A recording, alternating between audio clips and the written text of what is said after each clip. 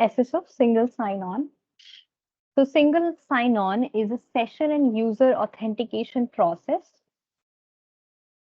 that permits a user to provide credentials only once and access multiple applications. So like Microsoft gives us, you can log into Microsoft Teams and different applications of it, right, on the same Windows without being asked to access different applications by using the credentials again and again. You just have to put once, like if you have logged into Office or Outlook, and then you can log into other applications using the same credentials, right?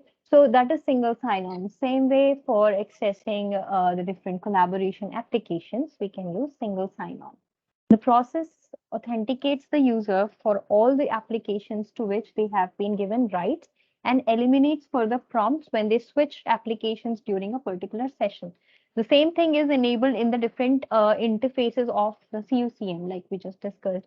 So we have different interfaces in CUCM, like CUCM admin, we have serviceability reporting, for which there is just one user credentials are required, same username and password. Then for platform, we have the OS administration and disaster recovery, right? So same way, this is the kind of single sign-on.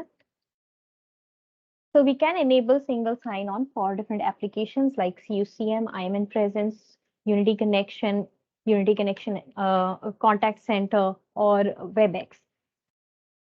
For single sign-on, two methods are used: authentication and authorization, using services like SAML and OAuth. So when the client tries to authenticate, the authentication happens through SAML. This is authentication is the process of verifying that you are who you say you are, just for authentication. So another step is authorization. Now, authorization is the process of verifying that you are permitted to do what you are trying to do. So you have the access rights. So SSO is combination of these two, authentication and authorization using SAML and OAuth. SAML stands for Security Assertion Markup Language, and OAuth is Open Authorization. SAML defines a framework for exchanging security and identity information between different systems. It does not specify how authentication services should be implemented. This is just a framework for exchanging the security and identity information. On the other hand, OAuth is an authorization protocol which enables a third-party application to obtain limited access to an HTTP service, either on behalf of a resource owner by orchestrating an approval interaction between the resource owner and HTTP service, or by allowing the third-party application to obtain access on its own behalf. So these are the two different methods used in SSO. So this is an example where, let's say, a customer comes in to a hotel, and the reception authenticates the customer by checking the passport, and then the authentication is successful and allows the user to go in. A card is given to the user. So that card will be given for a particular, let's say, room number. So only it will be able to work for that particular room number for which he has the access to, the authorization to, but would not work for all the other facilities and places or areas, right? So that means that authorization, the card does not identify who you are, but gives you the access. So after authentication, you receive that card key. The card key is an authorization token for accessing authorized hotel facilities. In the authentication, there are three components: something you have, so like the debit card or credit card, which is one of an authentication method of something we have. Something we know, like the passwords, credentials. Something you are, like the biometrics, fingerprints, or eye scan. Okay, authentication types are based on different rules. So there is single factor authentication, two-factor authentication, and multi-factor authentication. These are the three different types of authentication rules.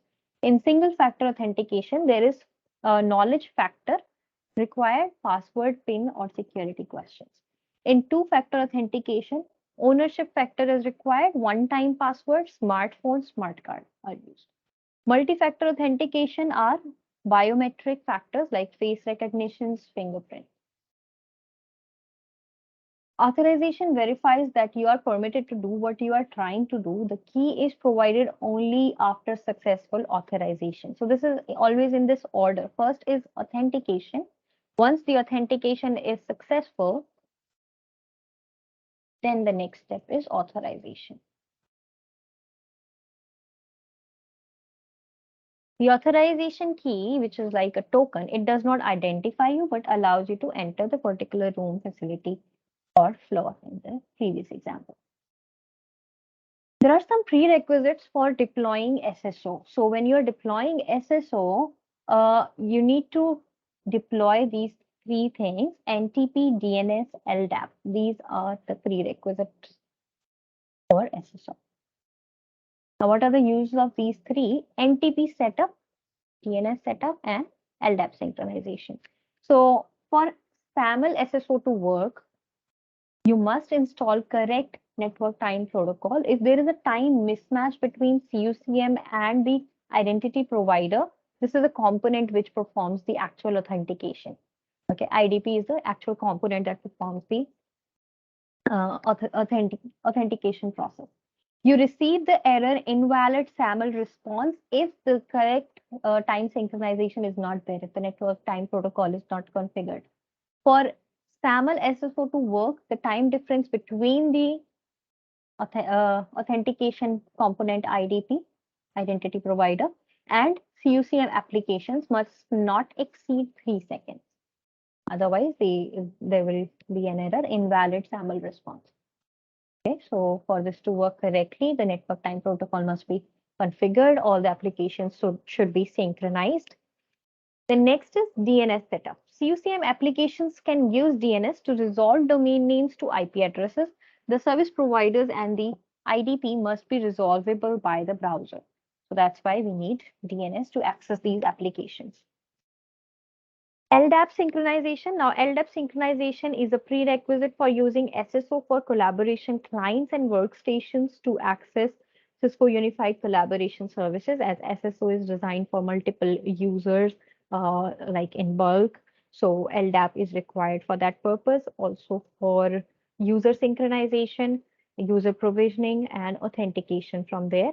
And the synchronization between the LDAP and CUCM is done, and SSO will be implemented on top of that. These are the three prerequisites: NTP, DNS, and LDAP. So first, as we discussed about IDP, what is IDP? IDP stands for Identity Provider. Identity Provider is the component that is responsible for the actual authentication of users. Here, you're talking about the users and not the applications.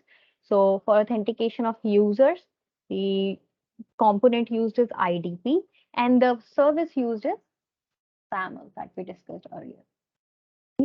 Role of identity providers is the IDP or identity providers can support various authentication mechanisms, including usernames and password authentication against LDAP, Kerberos authentication, smart card based authentication, and others. So different types of methods can be used for authentication by IDP. The two main roles of IDP are: it validates who you are by reviewing your personal identity information to prove that you are who you are. That is called identity proofing, like driving license, passport, or biometric data. These are some examples of the validation through IDP. IDP validates and transacts authentication requests by verifying that the person seeking access to a resource is the one previously identified and approved using the form of authentication system, commonly username and passwords. IDP supported by Cisco are, so Cisco validates SSO with IDP such as these are some services that are supported, like OpenAM, Ping Federate, and Microsoft ADFS, Active Directory Federation Services. So these are some services supported by Cisco for SSO.